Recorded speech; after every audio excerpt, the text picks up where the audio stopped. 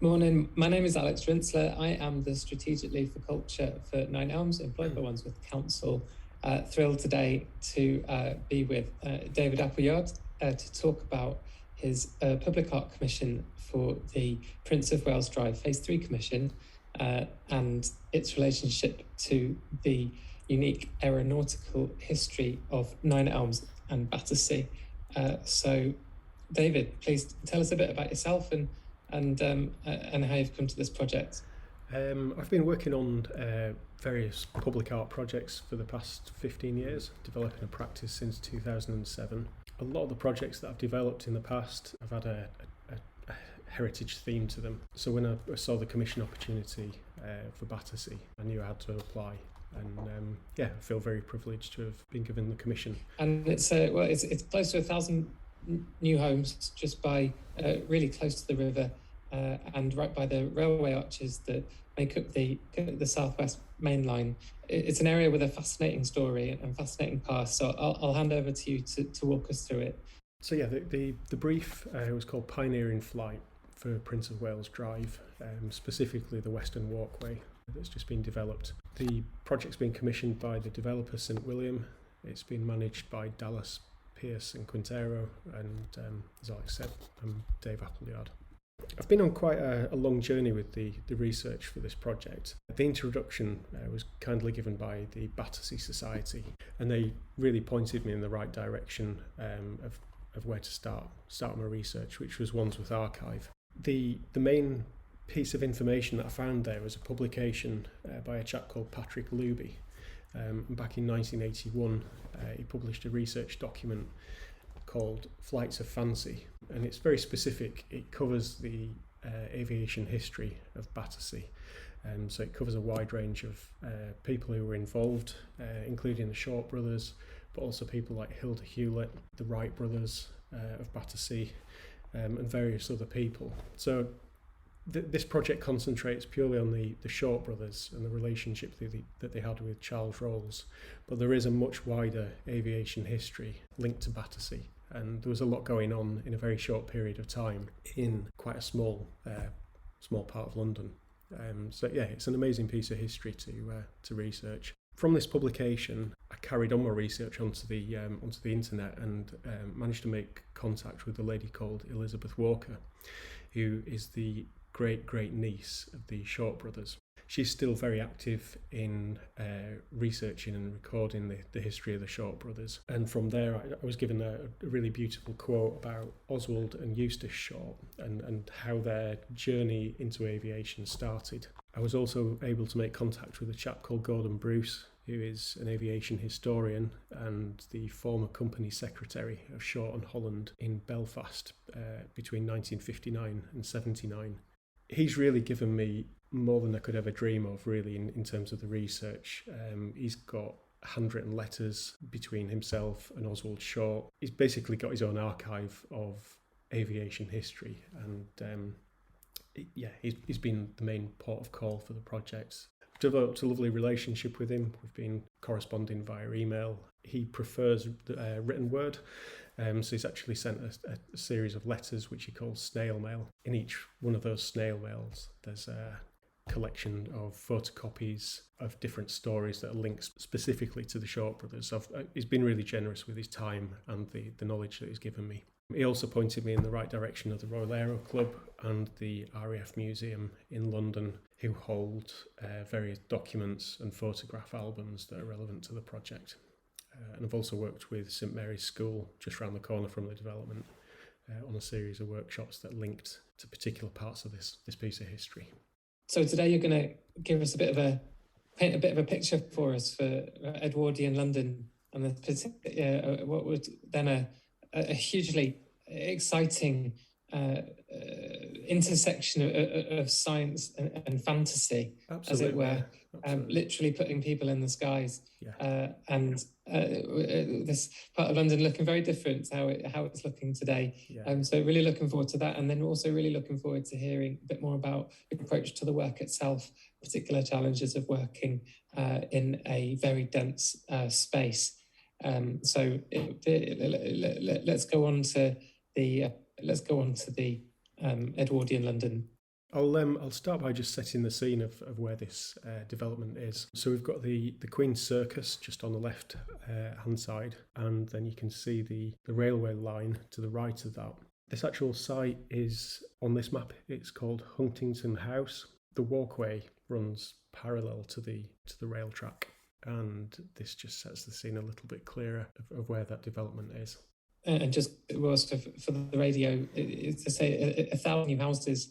We're a stone's throw from the river, stone's throw from the railway line, and just by Battersea Park.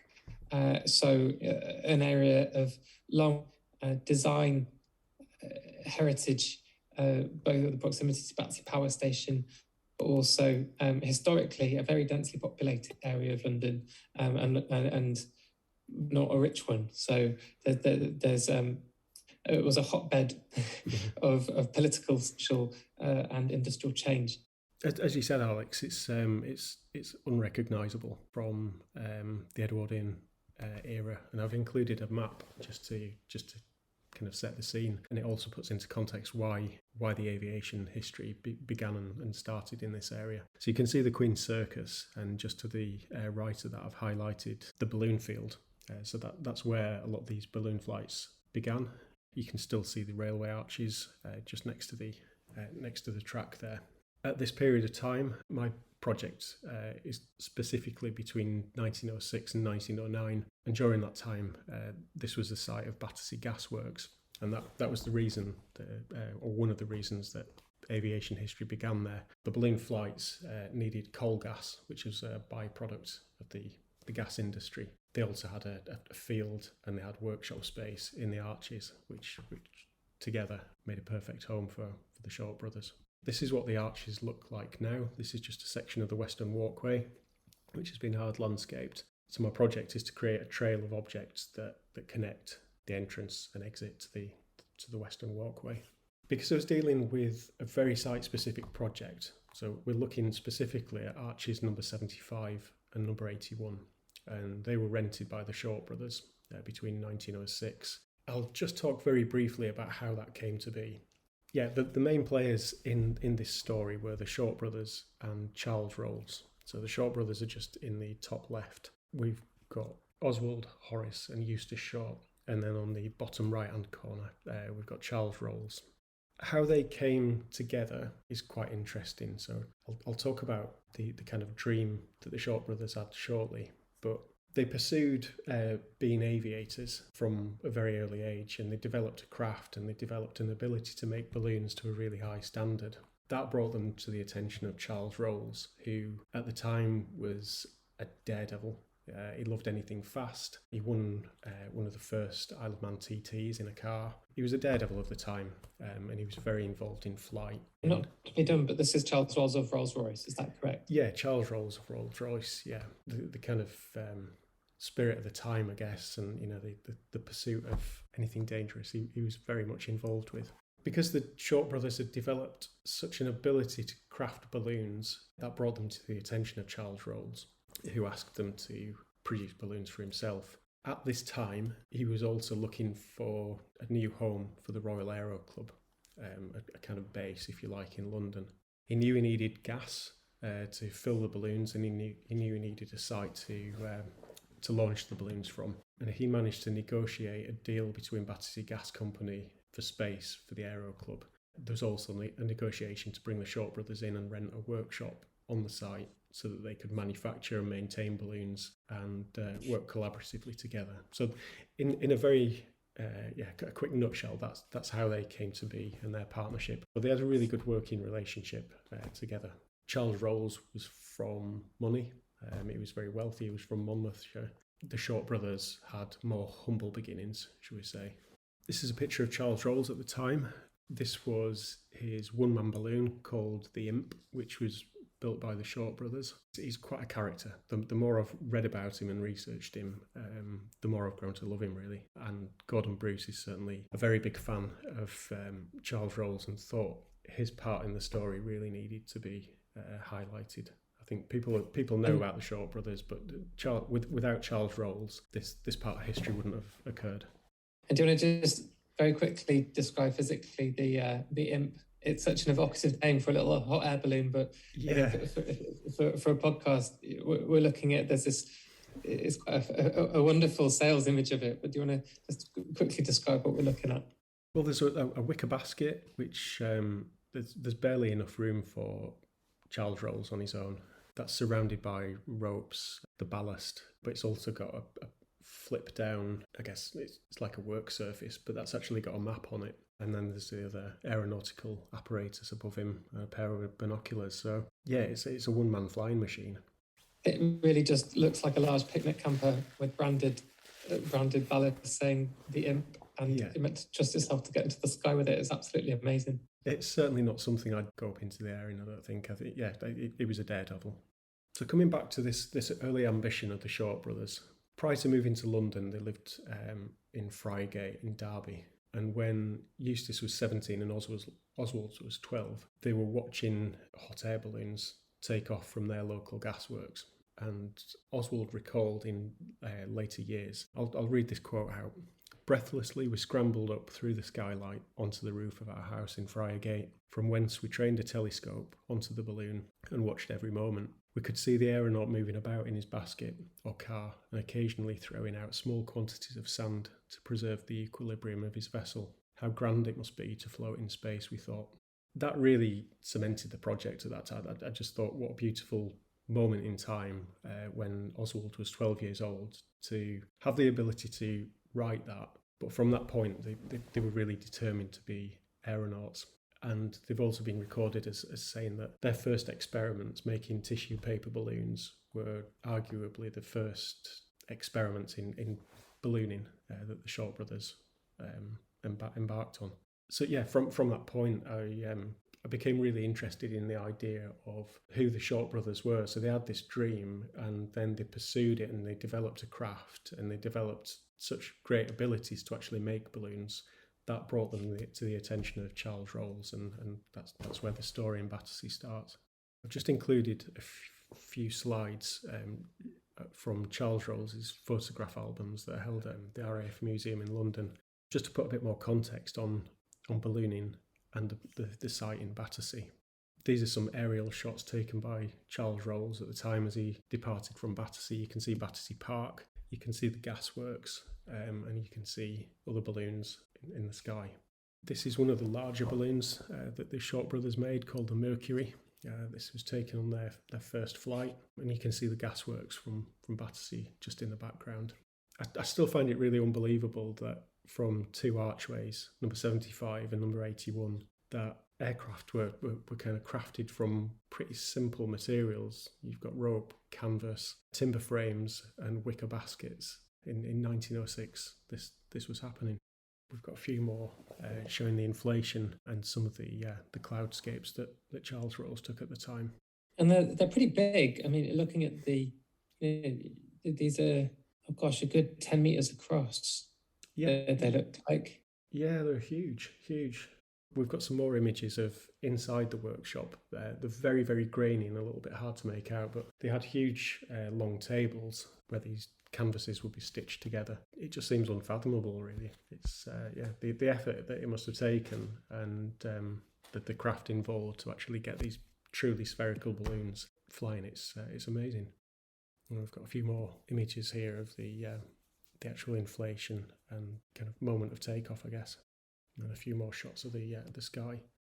I think for the time, I think it's very common now for people to be able to fly and get this kind of image of what a cloud looks like from above. But at the time, there were very, very few people who got to witness that themselves. So for Charles Rolls to take these photos and bring them back and show people, I think it must have been absolutely spellbinding. Moving on to the artworks that we've designed.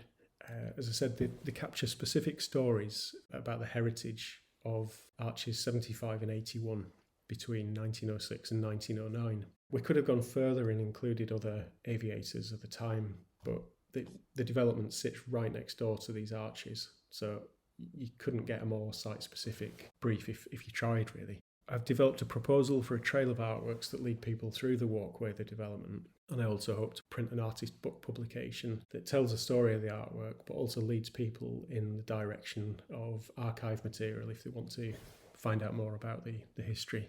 And hopefully this year we'll be installing a series of 5 site-specific artworks, which are inspired by the Short brothers and Charles Rolls. So an overview of the artworks. We've got a kind of finger post, which I'll elaborate on shortly. We've got a perfectly spherical balloon. We've got some handwriting from Oswald Short and his quote about how grand it must have been to float in space. We've got a representation of Charles Rolls in the form of a polished bird, and we've also got a piece of signage, which I'll talk about shortly. So the first artwork is about cross-channel ballooning. Using the evidence and the documentation that Gordon Bruce has kindly sent me, we were able to find certain flights that were recorded by the Aero Club. So these are specific balloons that were actually built by the Short brothers in Battersea. They departed from Battersea and then they arrived on the continent. So we've got the names of the balloons, we've got their destination, and we've got the actual mileage that they covered. So each one of those balloons and the flights has its own set of stories, which we're hoping to capture in an artist book. So a lot of the pilots were actually ladies. A lot of the balloons were named after female names, and some of those stories we'll elaborate on in the artist book. And the names these objects were given also speaks of the sensibilities of the makers. You've got Nebula and Banshee and Valkyrie, and it's worth pulling out the names that were being given to these machines. Nebula and Banshee and Valkyrie. It's riding the heavens. Yes, it really does give a sense of the adventure that these pioneers were entering into. Absolutely. Yeah, exciting times. And again, I just find it unbelievable that this was all occurring out of 2 railway arches. So I guess there's a kind of tongue-in-cheek nature to this concept. We'd like to install a finger post that mimics the kind of signage that you'd find around London with very, very subtle variations. So in replace of a pedestrian symbol, we'll be including a spherical balloon, and the finger posts will actually point to the final destinations of these balloon flights. I think it's quite an interesting thing for people to encounter. It could be something that you walk past a few times and never really notice. Yeah, it could stop you in your tracks and make you think about why it's there. That's going to be positioned at the southern end of the walkway, so it'll be from the Battersea Dogs Home side. It'll be one of the first pieces that you encounter. The next piece is it's a truly spherical balloon. The Short brothers were very successful at making balloons, and they really did push for spherical balloons. They were quite hard to achieve. It involved a lot of craft, but they managed to become experts at it, and it was documented at the time. Just in this snippet that I've included, for many years the shapes of spherical balloons were constantly altering as this inventor or that thought that it hit upon perfection. I wanted to include it because the Short brothers did hit upon perfection, and that's why they were the kind of leaders in the industry at the time. Part of the commission is to appeal to a kind of broad audience, and we wanted to include an element of fun for families and include objects for children to kind of spot and ponder on. And the balloon certainly has that kind of sense of fun. It's going to be manufactured and enamelled in a vitreous enamel, so it'll be a very vibrant red colour, and it'll be positioned just above number 75 arch on the Western Walkway. Again, picking out that these balloons with kind of 78,000 feet capacity could hold 20 people, and that they only held to, as it says here, would require 6 or 7 miles of stitching. And just for context, go back 30 years, that would have all by hand, but even over the course of those 30 years, you're seeing machines coming in and the impact of the Industrial Revolution.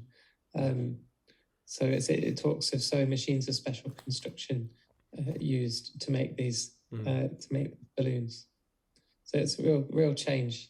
Yeah, it really was a kind of labour of love, I guess. It wasn't something that was quick to make. Oswald and Eustace were both recorded as saying it was more expensive than running a motor car. You know, it was really only available to people of money at the time because of the length of time that these things took to actually manufacture.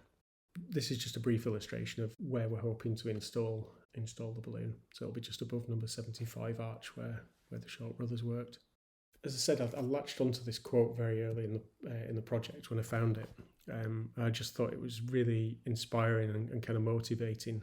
How grand it must be to float in space, we thought. Again, going back to Gordon Bruce, he's been really kind and actually shared some of his personal correspondence that he had with Oswald at the time that he was company secretary. Although the quote, how grand it must be to float in space, doesn't actually exist anymore on paper. We've not got the diary entry. I have been able to use his handwriting and pinch individual letters and piece them back together to form this quote in Oswald's hand. So we're going to be waterjet cutting this and placing the quote above one of the arches. So it'll span about a metre across. So it'll be very visible from the walkway. We're including an individual bird. So the history of the Short brothers is well documented. Gordon felt that the story of Charles Rolls was less known, but we felt that he had an equal part in the story. Without Charles Rolls, it wouldn't have happened. The negotiations with the gas company wouldn't have happened, and certainly some of his more pioneering flights wouldn't have got the attention that they did. There's some existing ironwork which we think once supported a platform for the railway. They're an existing feature from the Victorian era, and we're going to perch Charles Rolls as a polished stainless steel bird overlooking the whole site. So it'll be a good 5 to 6 metres up in the air.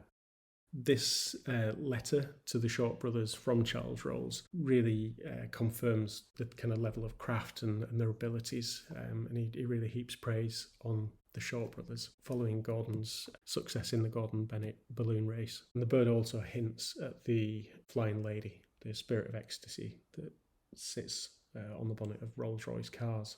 Unfortunately, Charles Rolls died just before the Flying Lady was introduced, but he was involved in the development with the sculptor. So we thought it'd be a kind of nice way to honour Charles Rolls as a flying bird perched on the top of the site.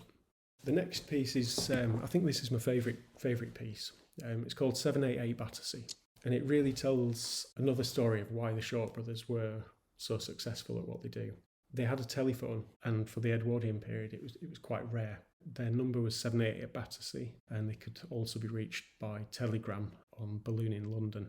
If you owned a balloon or you were wealthy enough to fly in a balloon, you could call 788 Battersea. You could arrange for a balloon to be inflated, and you could pop down to Battersea, hop in your balloon, and with a favourable wind, you could reach the continent. And I was really imagining this as a kind of balloon Uber of the time, I guess. It was almost like a taxi rank for balloon flights. And using some of the typography and the graphic design from the Short brothers' vehicles and their signage, we'd like to install a double-sided sign. On one side it'll say 788 Battersea, and on the reverse it'll say Balloon in London. And perched on top of that will be three bronze birds that are joined together, and they depict the three Short brothers.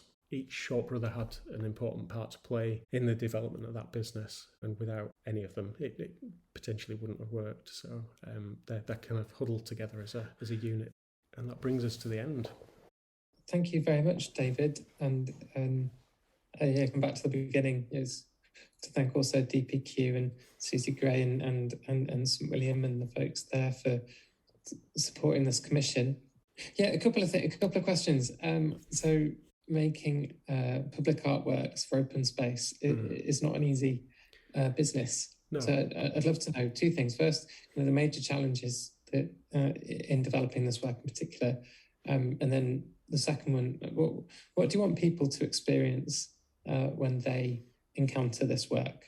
I'd like people to, I think there's a sense of fun running throughout all the work. I think they're a collection of objects that are connected visually, either by colour or by the material. Some of them are quite unusual, and that was intentional. I think that I want people to question why they're there, I guess. The most obvious one is a balloon. some people may know the kind of aviation history, so I guess that's a good lead into the project. But in terms of the finger post, which has got European destinations, I really wanted to add a kind of question to the site. So rather than it being an obvious thing and an instant thing to understand, I think it's important to give people questions and allow them to question the space and the history of the site themselves. Thank you. And then come back to what have been the particular challenges for this project? As I say, developing public art for open spaces is tricky. So maybe walk us through one or two of the challenges that you've faced in the development of the project. It is tricky, and the logistics of each project are usually the tricky part. I've been spoiled with this project in terms of the research and the stories, and that's been a really exciting part of the project to develop. I think the challenges have really been around placement of the objects. It's quite a complicated site. It's a walkway. It needs to be accessible to emergency vehicles. There are parameters to work within. Siting the work hasn't been an easy task. We're currently in negotiation with Network Rail to actually site some of the work on the arches. Yeah, I'd say the logistics and the placement has been the tricky part. I think also you're thinking for these, you have to think of these things to last a long time and be durable in all weathers. And you have, particularly for this, which is really appealing to, well, the child in all of us, but it will be of a particular interest to younger visitors. Yes. You want it to be accessible from a child's eye, and yet sufficiently out of reach to give it a chance of survival. So there are all these things to take into account. I think you've done an extraordinary job to make a trail that will spark curiosity from visitors, but and also give them a way into the information, so there's access to find out more. So all of that, I think, is a really strong slant to the project. And as you said, this is tapping into some amazing stories. Mm-hmm. And I guess this leads me to my last question, because this is the Heritage Festival after all. What for you is the role of this heritage? What do you feel it can do? And why for you is it so exciting? I think it's really inspiring. I think we started with the quote of Oswald from when he was a 12-year-old boy. He saw balloons flying over his house, and he had a dream that that's what he wanted to do. He wanted to fly balloons, and eventually he wanted to make balloons. And I guess going back to 1906, where would you start as a 12-year-old boy in wanting to fly and make balloons? And he started with tissue paper, and he worked from there, and he developed an ability to do it with his brothers, and achieved his dream. And I guess that's what I'd like people to take away, just that ability to have an idea, pursue it, and make something happen. There's a universal values, and they're as true today as they were in 1906. Absolutely. I think you have people often put heritage in the past because it's all about the impact on the present. Yeah. And we often talk about who a place is for, when particularly in public space, it's so contested. When you look back to what was happening here, however long ago, how we feel about it today is the time to talk about it. And I think your work does that and brings light to some fantastic stories that would be at risk of being lost, but instead can be retold from the point of view of the child writing that dream and achieving it. So thank you so much.